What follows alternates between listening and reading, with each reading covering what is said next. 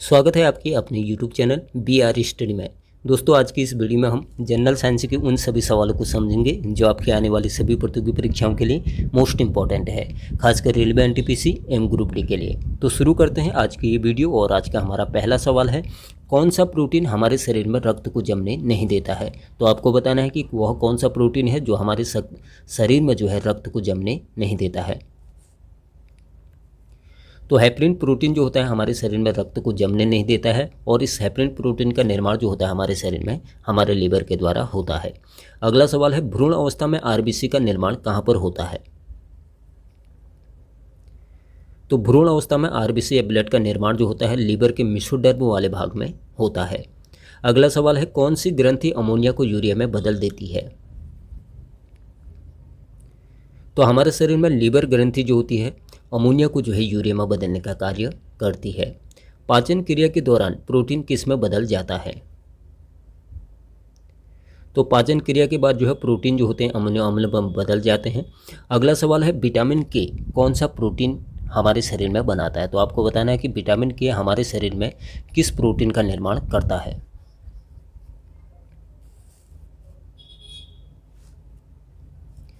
तो विटामिन के जो होता है हमारे शरीर में प्रोथ्रोम्बिन प्रोटीन का निर्माण करता है, और यह प्रोथ्रोम्बिन प्रोटीन हमारे शरीर में रक्त का थक्का बनाता है, और इसका निर्माण जो होता है हमारे शरीर में हमारे लीवर के द्वारा होता है। अगला सवाल है, मानव शरीर में रक्त का शुद्धिकरण कहाँ पर होता है। तो मानव शरीर में रक्त का शुद्धिकरण जो होता है किडनी में होता है। अगला सवाल है, कौन सा एंजाइम प्रोटीन को अमीनो एसिड में बदल देता है। तो इरेप्सिन एंजाइम जो होता है प्रोटीन को जो है अमीनो एसिड में बदलने का कार्य करता है। अप्राकृतिक रूप से फलों को पकाने के लिए किसका इस्तेमाल किया जाता है। तो एसिटिलीन गैस का प्रयोग जो होता है फलों को पकाने के लिए जो है इसका प्रयोग किया जाता है। अस्पतालों में कृत्रिम श्वास के लिए ऑक्सीजन के साथ कौन सी गैस का प्रयोग किया जाता है। तो आपको बताना है कि अस्पतालों में कृत्रिम श्वास के लिए ऑक्सीजन के साथ एक गैस का और प्रयोग किया जाता है, उस गैस का नाम आपको बताना है। तो अस्पतालों में जो है ऑक्सीजन के साथ जो है हीलियम गैस का जो है इसमें प्रयोग किया जाता है। अगला सवाल है, कौन सा खनिज दिल की धड़कन को कंट्रोल करके रखता है। तो पोटेशियम जो होता है हमारे दिल की धड़कन को कंट्रोल या फिर नियंत्रित करने का कार्य करता है। शहद में कौन सा खनिज सबसे अधिक मात्रा में पाया जाता है। अगला सवाल है कि शहद में कौन सा खनिज जो है सबसे अधिक मात्रा में पाया जाता है। तो कार्बोहाइड्रेट जो है शहद में सबसे अधिक मात्रा में पाए जाने वाला खनिज है। फिबुला और टिबिया हड्डियां मानव शरीर में कहाँ पाई जाती है। तो फिबुला और टिबिया ये दोनों हड्डियां जो होती हैं मानव पैर में पाई जाती हैं। इंसुलिन किस कोशिका के द्वारा स्रावित होता है। तो इंसुलिन जो होता है बीटा कोशिकाओं के द्वारा जो है यह स्रावित होता है। अगला सवाल है, मानव शरीर का कौन सा अंग एक पंपिंग मशीन की तरह कार्य करता है। तो ह्यूमन हार्ट जो है यानी कि हृदय जो है एक पंपिंग मशीन की तरह हमारे शरीर में कार्य करता है। अगला सवाल है, ठोस में ऊष्मा का संचरण किस विधि के द्वारा होता है।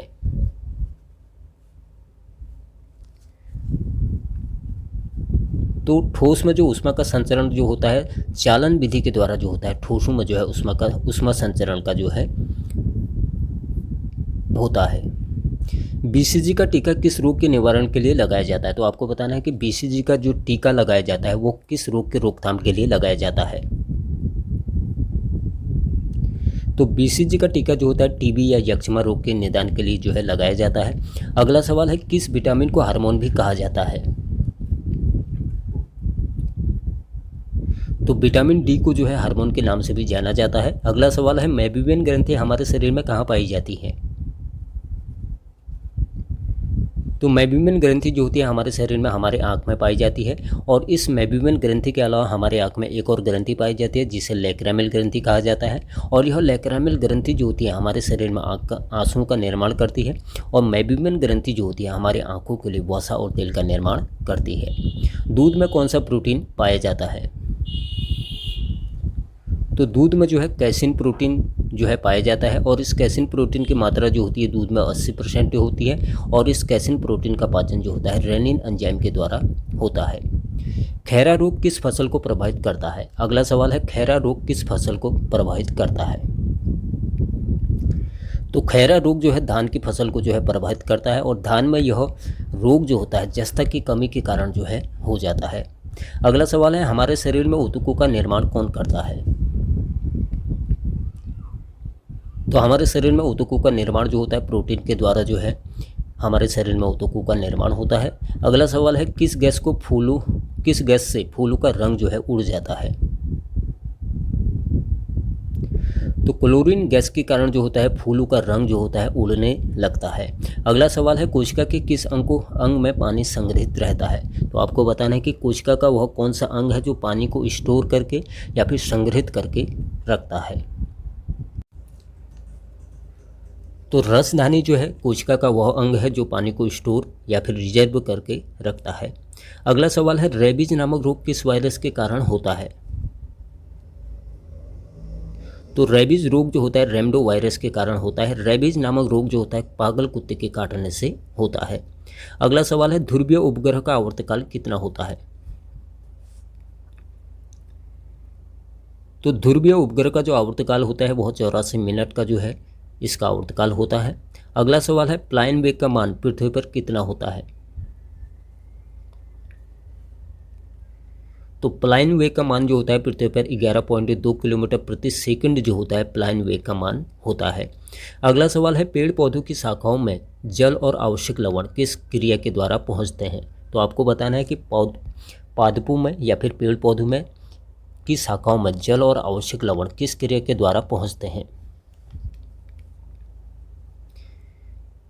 तो केशिकत्व के कारण जो है पेड़ पौधों की शाखाओं में जल और आवश्यक लवण जो है आसानी से पहुंचते हैं। भूकंप से उत्पन्न तरंग किस तरंग का एक उदाहरण है?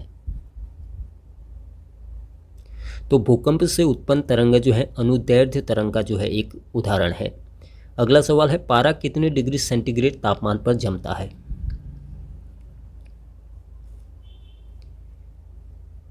तो पारा जो है -39 डिग्री तापमान पर जो है जमना चालू होता है।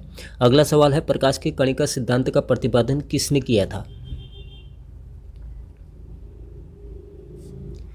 तो प्रकाश की कणिका सिद्धांत का जो प्रतिपादन किया था वो किया था न्यूटन ने। तो न्यूटन ने जो है प्रकाश का कणिका सिद्धांत दिया था। पानी का अपवर्तनांक कितना होता है? तो पानी का अपवर्तनांक जो होता है 1.33 यानी कि 1.33 जो है इसका अपवर्तनांक होता है।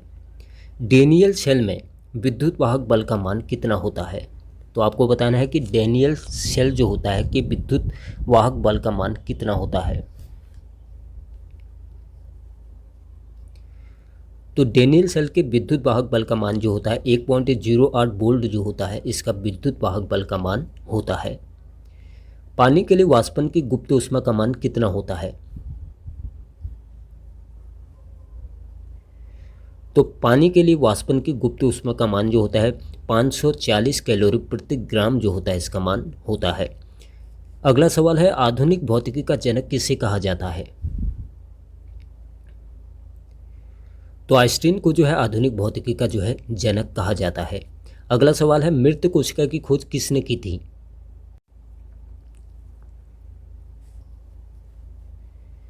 तो मृत कोशिका की जो खोज की थी रॉबर्ट हुक ने जो है मृत कोशिका की खोज की थी।